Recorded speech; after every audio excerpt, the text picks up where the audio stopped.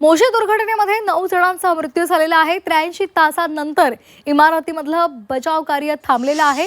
चौथ्या दिवशी 8 जणांचे मृतदेह हाती लागलेत। मोशीतील 9 जणांच्या मृत्यूला जबाबदार कोण असाही प्रश्न आता विचारला जातोय। पिंपरी चिंचवडच्या मोशीमधली इमारत दुर्घटनेमध्ये बचाव कार्य 83 तासांनंतर पूर्ण झालं। रात्री 1 वाजता अखेरचा मृतदेह हा बाहेर काढण्यात आला। एकूण 23 जण यामध्ये अडकलेले होते। यापैकी 5 जण स्वतःहून बाहेर पडले तर 9 जणांना वाचवण्यात बचाव पथकाला यश आलं। एकूण 9 जणांचा दुर्दैवी मृत्यू झालाय। 9 जुलैला यातील पहिला मृतदेह बाहेर काढण्यात यश आलं, मात्र त्यानंतर 10 तारखेला एकही जण आढळून आला नाही। नातेवाईकांचा आक्रोश सुरू होता। अखेर बचाव कार्याचा वेग वाढवला गेला। जॉ कटरच्या सहाय्याने काल इमारतीच्या स्लॅबला बाजूला काढत इमारतीमध्ये जाण्याचा मार्ग करण्यात आला आणि त्यानंतर 83 तासांनंतर रात्री 1 वाजता अखेरचा मृतदेह बाहेर काढला गेला।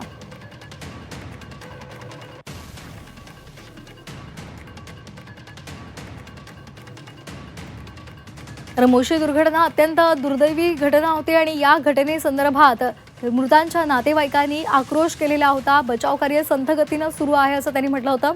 मात्र जेव्हा नातेवाईकांनी आक्रोश केला तेव्हा बचाव कार्याचा वेग वाढवला गेला। जॉ कटर मशीन आणली गेली आणि त्यानंतर बचाव कार्य पूर्ण झालं।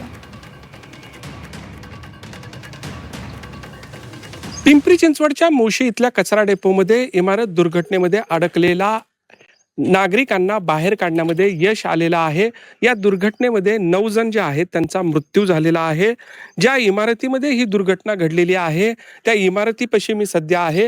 ही 3 मजली इमारत आहे। या 3 मजली इमारतीमध्ये जवळपास 22 लोक जे आहेत ते अडकलेले होते। हा जो वरचा मजला आहे त्यामध्ये 5 जण होते, तर खाली जे आहेत त्यामध्येही भरपूर नागरिक जे आहेत ते अडकलेले होते। जवळपास 17 नागरिक जे आहेत ते या खालच्या मजल्यावर होते, तर एक जण जो आहे तो याच ठिकाणी बाहेरच्या बाजूला जो कचरा आहे त्या कचऱ्याच्या ढिगाऱ्यामध्ये अडकलेला होता। तब्बल 83 तास ही बचाव मोहीम जी आहे ती चालू होती।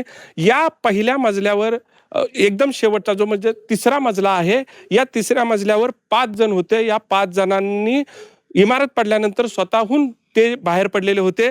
मात्र खालच्या मजल्यावर बहुतांश लोक जे आहेत ते अडकलेले होते।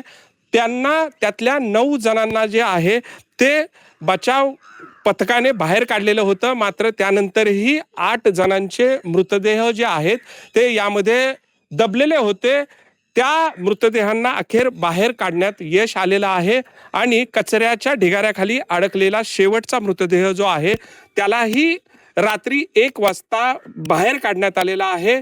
83 तास चाललेली ही बचाव पथकाची कार्यवाही जी आहे ती अधिकृतरित्या संपलेली आहे। गेल्या 4 दिवस इथं जी धडधड सुरू होती ती शांत झालेली आहे। या कचरा डेपोमध्ये आत्ता स्मशान शांतता पसरलेली आहे।